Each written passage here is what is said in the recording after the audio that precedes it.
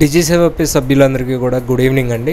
So ఈరోజు వీడియోలో నేను మీకు చూపించబోయేదంటే ఎన్ఎస్డిఎల్ చేసే ముందు చాలామందికి ఒక ప్రాబ్లం వస్తుంది. అదేంటంటే అమౌంట్ కట్ అవుతుంది కానీ అప్లికేషన్ ప్రాసెస్ అవ్వట్లేదని చాలామంది చెప్తూ వచ్చారు. సో అది ఒక బేసిక్ థింగ్ ఎందుకు అలాగ అవుతుందన్నది నేను ఈ వీడియోలో చూపిస్తాను. ముందుగా మీరు అందరూ చేయవలసిన విషయం ఏంటంటే మీ బ్రౌజర్ సెట్టింగ్ కొంచెం మార్చుకోవాలి, వెరీ స్మాల్ బిట్. అదేంటన్నది ఇక్కడ చూడండి. ఫస్ట్ ఆఫ్ ఆల్ ఇక్కడ మనకి సైడ్ మీరు హిస్టరీకి వెళ్ళినా సరే పర్లేదు, లేదా క్లియర్ బ్రౌజింగ్ డేటా అని ఉంది కదా, దీంట్లోకి వెళ్ళినా పర్లేదు. ఇక్కడికి వెళ్ళిన దాని తర్వాత మీరు ఏం చేస్తారంటే అడ్వాన్స్డ్లో పెట్టి ఇది ఆల్ టైమ్ అని క్లిక్ చేసి browsing history, download history, cookies and other site data ఒకటి, ఓకే, ఈ పాస్వర్డ్స్ ఆటోఫిల్ తప్ప మిగిలినవన్నీ కూడా మీరు డేటా క్లియర్ చేయాలి. ఫోన్లో అయినా సరే సిస్టంలో అయినా సరే ఫస్ట్ ఈ డేటా క్లియర్ చేసి బ్రౌజర్ మొత్తం ఫ్రెష్గా ఉండేలా చూసుకోవాలి. వన్స్ ఇది క్లియర్ అయిపోయిన దాని తర్వాత మీరు చేయవలసింది ఏంటంటే ఇక్కడ పైన సెట్టింగ్స్ అని ఉంది కదా, దీని మీద క్లిక్ చేసామంటే ఇక్కడ పిఓపి అని రాయండి.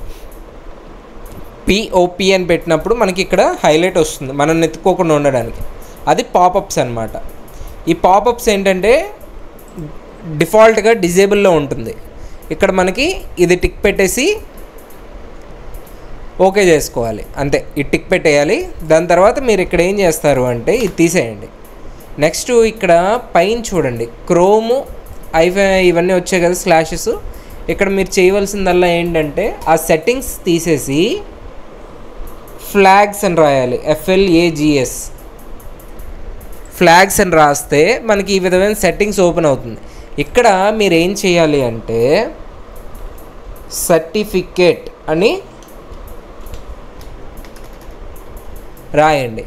ఇక్కడ మనకి ఇక్కడ అలౌ ఇన్వాలిడ్ సర్టిఫికేట్స్ అని ఉంది చూడండి, ఓకే. ఈ ఇన్వాలిడ్ సర్టిఫికేట్స్ని మీరు అలౌ చేయాలి, ఓకే, ఎనేబుల్లోనే ఉంచాలి.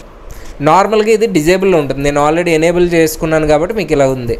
నార్మల్గా అయితే ఇలా డిజేబుల్డ్ అని చూపిస్తుంది. కేవలం ఈ ఒక్క సెట్టింగ్ మాత్రమే మీరు ఎనేబుల్ చేయాలి. మిగిలినవి ఏది వచ్చినా సరే దాన్ని అలాగే వదిలేండి, మళ్ళీ మీ బ్రౌజర్ డిస్టర్బ్ అవుతుంది. ఇది అయిపోయిన దాని తర్వాత వెంటనే ఈ బ్రౌజర్ ఏదైతే ఉంటుందో ఆటోమేటిక్గా క్లోజ్ అయిపోయి మళ్ళీ ఓపెన్ అవుతుంది రీలాంచ్ అని. అప్పుడు మీకు ఎన్ఎస్డిఎల్ సైట్కి రీడైరెక్ట్ అవ్వడానికి మీ బ్రౌజర్ సింక్ అవుతుంది. ఇది సింక్ అయిపోయిన దాని తర్వాత మీరు అప్లికేషన్ నార్మల్గా అప్లై చేసుకోవచ్చు, ఓకేనా. అది ఎలాగన్నది నేను నెక్స్ట్ వీడియోలో చూపిస్తాను.